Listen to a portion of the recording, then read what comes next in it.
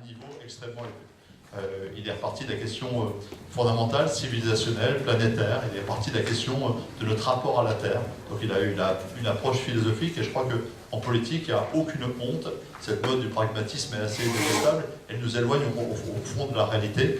Les choix sont d'abord des choix d'orientation, des choix de politique et philosophique. Et Benoît Grémontré, en rappelant que la Terre était le même mot finalement qui décrivait la matière, l'humus, matière organique, le vivant, 95% de la biodiversité, que le même mot désignait la parcelle, ma terre, nos terres se touchent, c'est la parcelle agricole, et puis ça décrivait également notre planète, c'est-à-dire notre écosystème dont nous sommes tous interdépendants et dont la conscience de la fragilité est certainement l'événement politique de ce début du XXIe siècle, la conscience que l'Anthropocène crée la perspective d'une fin tragique et que nous avons tous un devoir dans l'interdépendance et la solidarité d'apporter des réponses nouvelles. Et vous le savez tous aujourd'hui, grâce aux travaux notamment portés par le ministère de l'Agriculture sous Stéphane Le Foll et repris aujourd'hui notamment par Nicolas Hulot, à quel point nous savons la contribution positive de l'agriculture, de la qualité des sols, de leur protection à la lutte contre le changement climatique. Bref, Benoît Grémontré, dans son propos liminaire à l'Université de Poitiers, dans ce colloque La Terre, un bien hors du commun, a produit une somme que je vous invite tous à partager. Encore une fois, vous la retrouverez sur le site en étant un petit peu curieux. Et ce document devrait précéder quasiment toutes les réflexions. Si vous cherchez un invité pour les années qui viennent, Benoît est le meilleur d'entre eux, de ces universitaires qui prennent ce sujet à bras-le-corps. Alors voilà pour le cadre intellectuel et philosophique. De façon plus pragmatique, vous connaissez l'histoire de ce combat. Il existe depuis longtemps sur nos territoires. Mais un sujet ne trouve de résolution que s'il devient politique. J'ai eu la chance de faire partie, avec Franck, qui n'était pas encore parlementaire, mais avec d'autres, de ces personnes qui ont été alertées de façon très pratique sur le terrain des désordres qui animaient notre société. Ici, un jeune qui ne pouvait pas s'installer, là, une agriculture de taille petite ou moyenne qui était, pour lequel quelqu'un dans une logique de prédation passait devant des artificialisations qui ne respectaient pas les règles communes de l'urbanisme, etc. Bref, tous ces désordres sont remontés à nos oreilles et, nouveau député en 2012, on les a partagés avec d'autres. On a découvert que ce qu'on observait sur nos territoires, dans les côtes de Toul, sur le plateau de Haye ou dans le Saintois, n'étaient pas des épisodes anachroniques ou anecdotiques, et qu'ils étaient finalement le fruit de trois phénomènes qui ont été assez bien identifiés. On a dans les années 90-2000 la conjonction, et 2000-2010, mais surtout sur 2000-2010, pardon, la conjonction de trois phénomènes. Il y en a un qui est un mouvement de fond, et aujourd'hui, que j'intervienne à la FRSEA de Bretagne, au congrès des JA du Doubs bientôt, enfin, peu importe les endroits où je suis appelé à intervenir, à dialoguer, et les syndicats et les horizons politiques, ça ne heurte plus, parce qu'il y a une certaine humilité devant les difficultés présentes pour reconnaître que, oui, on a relâché professionnellement la vigilance sur la question du foncier. Moi, je fais partie d'une génération pour qui la figure du responsable syndical veillant au bon partage des terres, la figure du cumulard, qui était une figure qu'il fallait combattre dans le champ syndical, elle a disparu. Elle s'est effacée au profit d'une certaine relâchement, du contrôle, d'une certaine acceptation, d'une logique d'agrandissement, ici mesurée, ailleurs, parfois démesurée. Et je crois qu'on grandit toujours à reconnaître le fait que collectivement, on met en cause personne individuellement quand on dit ça, mais collectivement, dans 9 départements sur 10, ce n'est pas le cas partout. C'est pas le cas partout. Je reviens du Pays Basque, il y a une vraie vigilance syndicale, il y a des départements en Bretagne qui ont maintenu la garde, et ça produit des effets. Mais dans 9 départements sur 10, on a lâché la bride. La vigilance citoyenne, la société civile, notamment le monde syndical, ça n'a pas été sa priorité. Pour des tas de raisons, bonnes ou mauvaises, et il n'y a pas lieu de s'en vouloir, c'est ainsi. L'État lui-même n'a pas mis les moyens qu'il fallait. Peut-être en lien avec le premier point que j'ai évoqué. Les moyens des DDT, des DRAF n'en ont pas fait une priorité. Et puis, le législateur, dans des lois de simplification, dont j'invite tout le monde à se méfier des lois de simplification, parce qu'elles charrient toujours des petits articles comme ça qui, mine de rien, vont simplifier la vie. Mais il faut toujours se dire que quand ça a été fait, c'était parfois pour de bonnes raisons, et on découvre les dégâts bien après. les simplifications qui étaient apportées dans ces années-là, entre 2000 et 2008 pour être très précis, ont provoqué des failles dans lesquelles se sont engouffrées toutes les pratiques qui étaient contraires à l'esprit des lois bâties par Tanguy Brigand, par Pisani et tous ceux qui ont fondé le pacte foncier qui réunissait la nation et son agriculture pendant plusieurs décennies dans l'après-guerre. Et puis un troisième phénomène qui est plus macroéconomique, c'est celui du virage des fonds d'investissement, des fonds spéculatifs qui se sont réorientés à partir de la crise de 2008, la crise des subprimes, ont recherché des investissements plus stables. Et le foncier, de manière assez cynique, sur une équation démographie mondiale, terre disponible, effet du changement climatique et artificialisation, ont une équation tragique sur la carence de terres alimentaires pour nourrir 9-10 milliards, les démographes ne sont pas d'accord, à l'horizon 2050, c'est-à-dire demain. Mais vraiment demain, c'est pas plus tard, c'est demain. On le vivra, j'espère, je le souhaite à tous, on le vivra et nos enfants seront les responsables d'alors et nous sommes dans vraiment demain.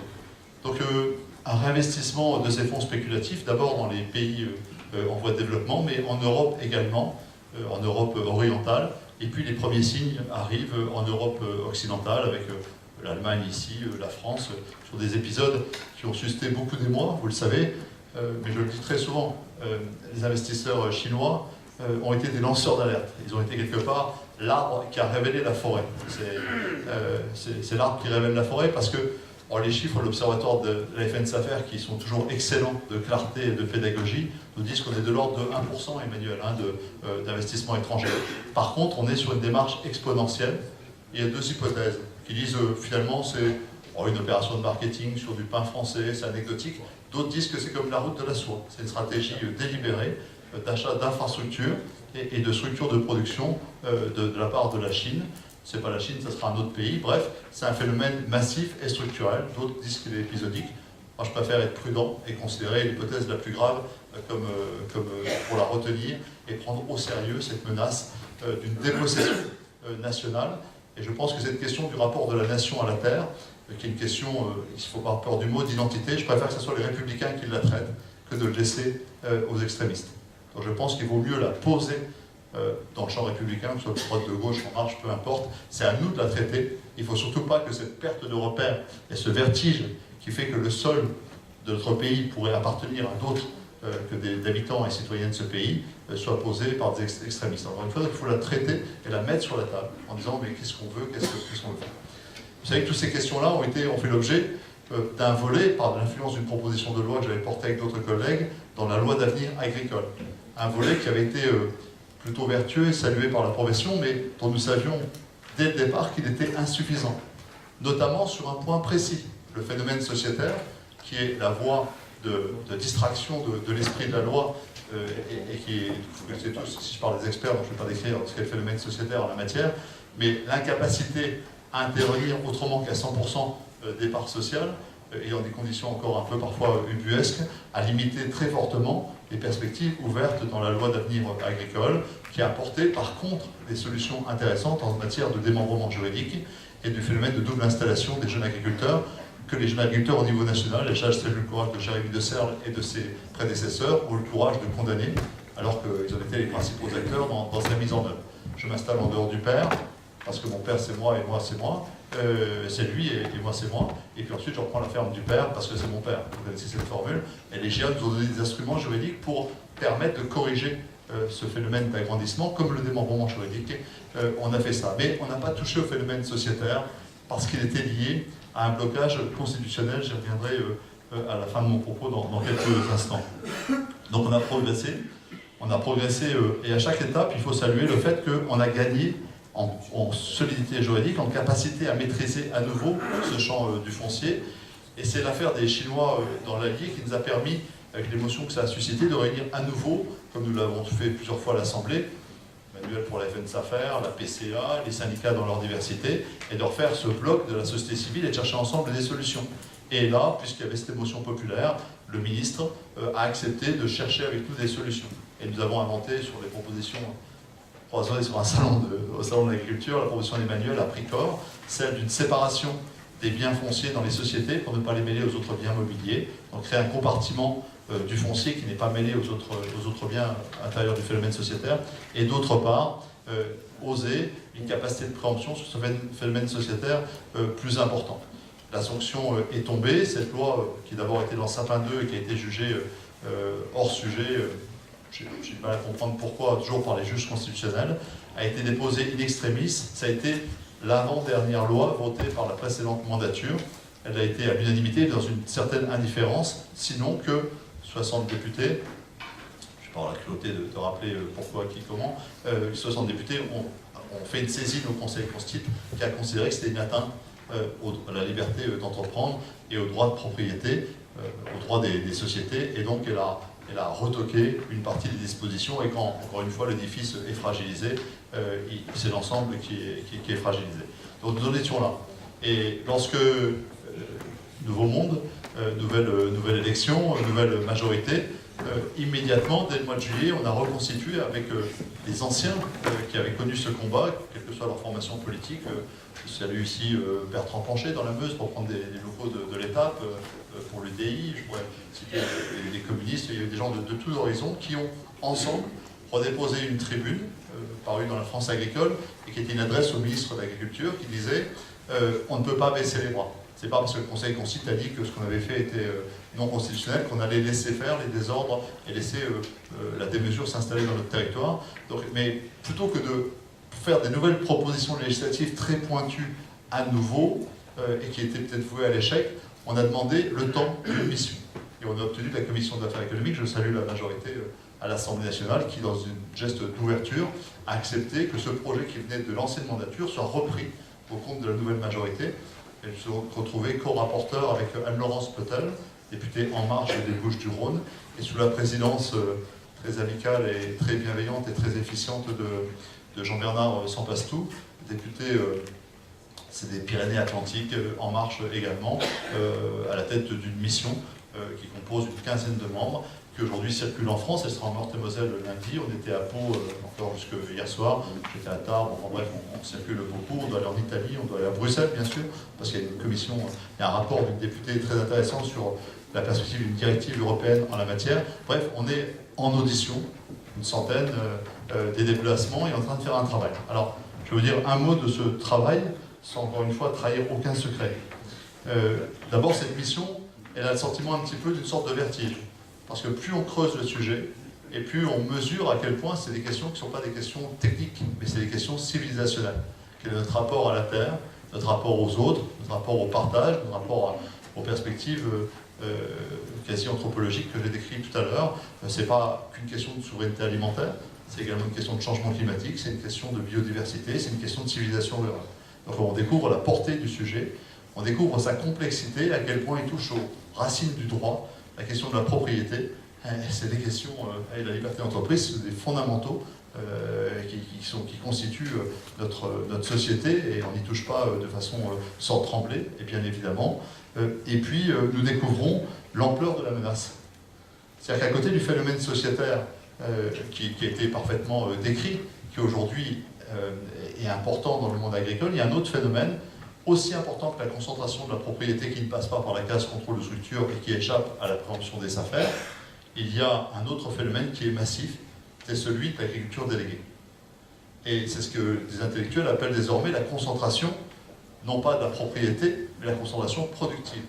Or, il y a une interaction entre la concentration de la propriété et la concentration productive.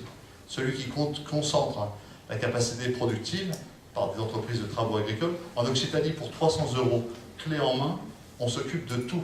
Vous êtes un agriculteur contemplatif, pour 300 €, on fait votre déclaration PAC, on cultive vos terres, on récolte, on livre, et vous n'avez absolument rien à faire, sauf à négocier 299 en réduction, ou 301 si vous êtes mauvais. Mais le tarif moyen, me dit le président des GIA d'Occitanie, c'est 300 €, et votre ferme est prise en charge totalement.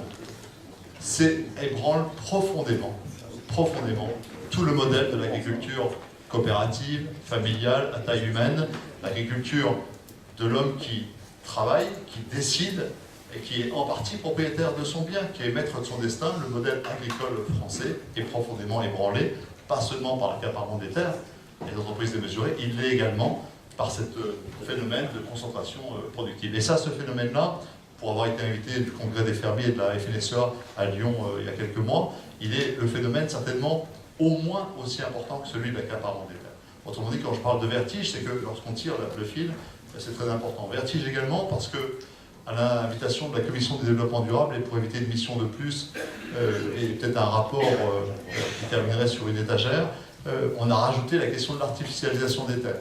Si bien qu'à Nancy, lundi, on aura une table ronde qui parlera au SCOT, à l'EPF, au PLUI naissant dans les comités de communes, aux SAFER, etc. Et souvent, comme je l'ai vécu à Tarbes, à Pau hier, c'est les mêmes acteurs qui débattent ensemble des deux sujets. Parce qu'il y a une interaction entre la protection et le partage du foncier, on doit traiter les deux ensemble. Alors, chers amis, pour ne pas être trop long et surtout ne pas entamer vos travaux futurs, et peut-être aussi pour les nourrir, vous dire quelles sont les constantes qui reviennent dans le débat. D'abord, vous dire que clairement, il y a deux écoles. Et là, je ne suis pas dans le champ politique, je suis dans le champ de la pédagogie civique. Il y a deux écoles. Il y a une école, clairement, qui acte la dérégulation, qui dit ce qui compte, ce n'est pas la propriété. Ce qui compte, c'est l'efficacité. Et qui s'appuie très largement sur, et sans complexe, sur la question de la transition agroécologique. Il nous faut des entrepreneurs solides, compétents, performants. Ce qui compte, c'est l'usage, peu importe la propriété. Peu importe même les formes d'usage. Si les sociétés de gestion, des ETA font le boulot, où est le problème? Où est le problème?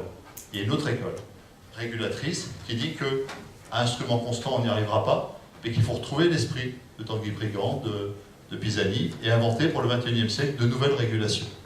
Et ces nouvelles régulations, si tant est qu'on ait l'ambition de les porter, elles reposeront sur au moins trois piliers. Trois défis intellectuels et politiques qui sont posés à chacun de nous et à cette Assemblée aujourd'hui, comme à d'autres assemblées en France, toute autorité pour en débattre et y réfléchir. Le premier, c'est de nous dire, et c'est la clé de voûte, qu'est-ce qu'un actif agricole? La FNSEA y travaille, d'autres syndicats y travaillent. Ils ne sont pas d'accord forcément à l'intérieur des syndicats ou entre syndicats. Mais je note avec optimisme que cette réflexion progresse. Et qu'elle sera bientôt, qu'elle ne peut pas être renvoyée totalement au pouvoir public. La profession, au nom de sa responsabilité, doit être capable de trancher. C'est un débat difficile.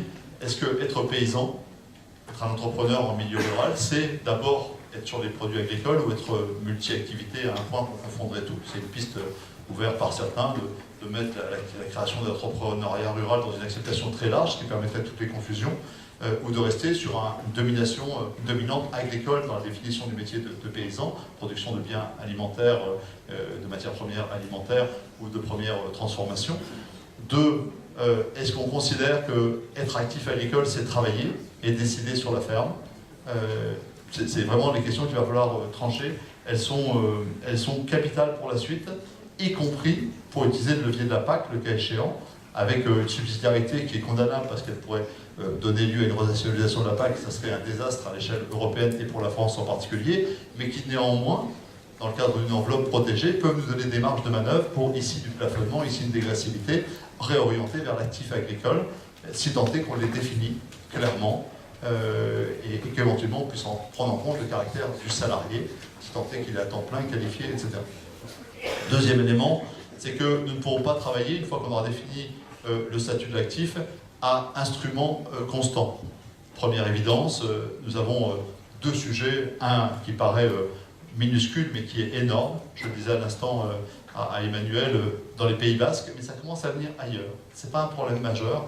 L'estimation des domaines qui est fondée sur, en fait, le cours des marchés est souvent en contradiction avec l'estimation des SAFER qui, elles, s'appuient sur le juste prix, le sentiment d'une justice entre les uns et les autres, la part du propriétaire, la part de l'exploitant, le travail, le capital, l'estimation d'un prix juste. Or, les domaines, eux, disent le prix tel qu'il se pratique. Et toutes les stratégies haussières ou de dérive alimentent cette hausse et mécaniquement créent un dissensus, c'est nouveau. Alors, Pays Basque, c'est 10 hectares autour d'une baraque qui va devenir une résidence secondaire de luxe sur la côte atlantique. Ça, c'est une perspective, mais on va le voir ailleurs, là où il y a du mitage, là où il y a de l'attractivité, là où on est en périmètre métropolitain. On va retrouver ce phénomène de prix qui sont erratiques et qui sont à la hausse.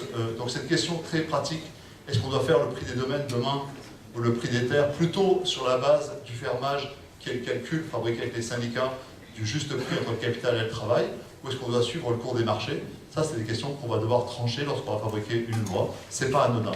Deuxième élément, le phénomène sociétaire.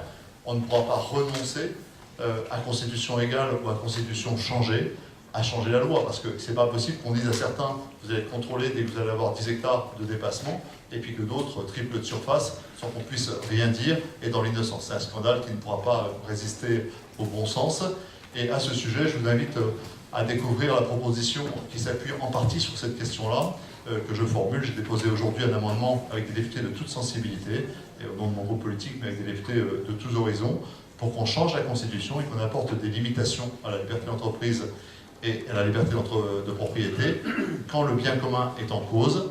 Cette simple limitation rejoindrait la formulation constitutionnelle allemande et italienne. Autrement dit, on ne serait pas extraterrestre, on serait sur les standards européens du droit, et on lèverait ce verrou constitutionnel qui nous a empêchés par là même de faire ça. Il est temps de se mobiliser, c'est maintenant, sans commission des lois, dès mercredi prochain, et je serai là pour défendre cet amendement et en séance ultérieurement. Donc un changement de la Constitution, puisque le véhicule nous en est proposé par le président de la République, est en cours.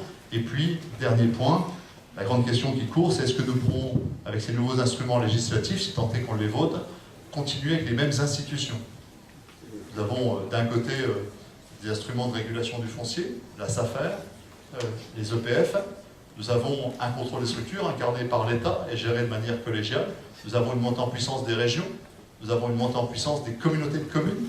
C'est deux corps territoriaux qui sont en train de s'affirmer très fort. Communautés de communes avec leur PLUI, avec leur SCOT, qu'elles gèrent ensemble à plusieurs communautés. Nous avons des régions, leur STRADET. Et puis, est-ce que tous ces instruments sont vraiment efficients?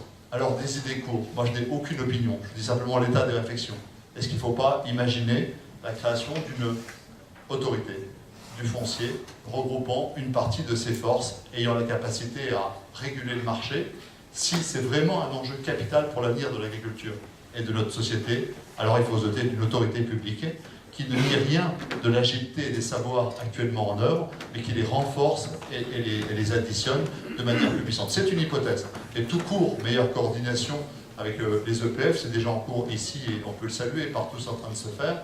On peut imaginer que les services de l'État et ceux des affaires se rapprochent, certains disent fusionnent, je n'ai aucune opinion et je ne dis pas que c'est l'orientation qui est prévue, mais en tout cas la fragmentation des outils aujourd'hui est certainement une chance donnée à tous ceux qui veulent tricher, et l'idée est en train de naître de refonder non seulement une politique foncière, mais les instruments de sa mise en œuvre de façon plus efficiente, si tant est qu'on soit convaincu que c'est une condition de sa réussite. Je vais terminer en disant que l'autre question qui court très fort, c'est celle de la PAC, je l'ai évoquée en 2 mots. La PAC nous donne l'occasion de réfléchir à nouveau à un levier puissant, celui de la distribution des aides. Je le dis ici comme une provocation, puisque ça court dans les débats de la mission. Est-ce qu'on peut dire à la fois à quelqu'un qui ne respecte pas la politique des structures, et d'autre part lui attribuer les fonds collectifs de la communauté européenne, qui sont des fonds publics? C'est un vrai sujet. Je le livre à la réflexion. Bon. Deuxième élément de réflexion, c'est la question du portage financier. Le courant libéral, ici je suis rapporteur de la mission, donc je dirais qu'on peut qualifier de libéral, c'est pas du tout lui faire injure.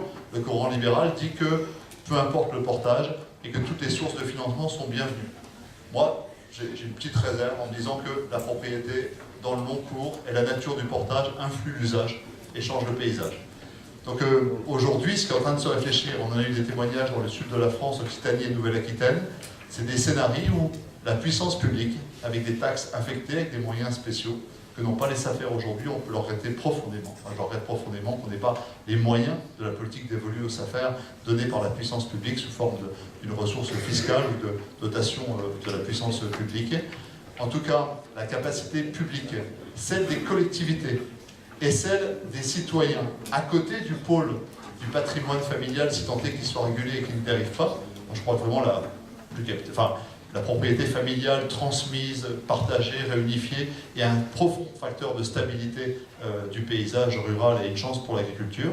Si tant est que ce pacte familial continue à durer dans nos esprits, on en voit des fragilités ici et là, il y a des drames humains qui se déroulent autour des successions et de l'avenir des rapports frères-sœurs autour de ces phénomènes-là, donc il y a une fracture là-dessus, mais si tant est qu'on consolide le pacte familial, y compris avec des aides fiscales et réglementaires, si tant est qu'on laisse, au-delà de terre de liens, des formules nouvelles d'engagement citoyen, comme on en a fait sur le tout-loi pour reconquérir de la vigne avec un pacte citoyen, si tant est qu'un pôle collectivité puisse intervenir et des sources de l'État, nous pouvons imaginer un portage public-privé à taille humaine, maîtrisé, ouvert, et qui permette d'apporter la question du portage de façon aimable. Quelles sont les perspectives? Le président de la République, en réunissant les jeunes agriculteurs à la veille du salon de l'agriculture, c'était donc en février ou mars l'année dernière, a annoncé une loi d'orientation agricole, enfin foncière, pour 2019. Nous aurons rendu notre rapport en octobre, un rapport qui devra susciter le débat, poser les termes des options possibles. Le ministère de l'Agriculture, avec qui nous sommes en dialogue, a lui-même engagé des missions d'expertise sur le sujet.